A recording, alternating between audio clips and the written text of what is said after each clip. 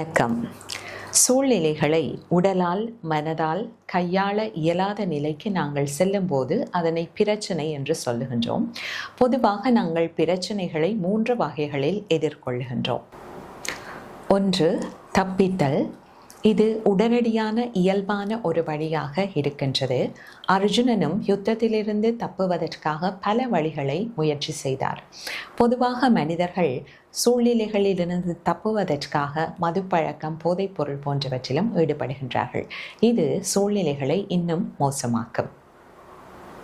அடுத்ததாக மாற்றம். குறிப்பிட்ட ஒரு சூழ்நிலையால் தான் பிரச்சனை ஏற்பட்டது என்று உணர்ந்து சூழ்நிலைகளை தொடர்ந்து மாற்றுவது. இதுவும் ஒரு தீர்வாக அமையாது. காரணம், தாம் தொடர்ந்து சூழ்நிலைகளை மாற்ற நேரிடும். அடுத்ததாக வருந்துதல். கடவுள் மீதும் மக்கள் மீதும் விதியின் மீதும் பழியை சுமத்தி கொண்டு காலம் பூராக வருந்தி கொண்டு இருத்தல். இதுவும் தீர்வாக அமையாது. கீதையில் கிருஷ்ண பகவான் அர்ஜுனனை சூழ்நிலையிலிருந்து தப்பிக்கவோ மாற்றத்தை ஏற்படுத்தவோ வருந்தவோ இடமளிக்கவில்லை. மாறாக சரியான அறிவை கொடுத்து சூழ்நிலையை எதிர்கொள்ள வைத்தார்.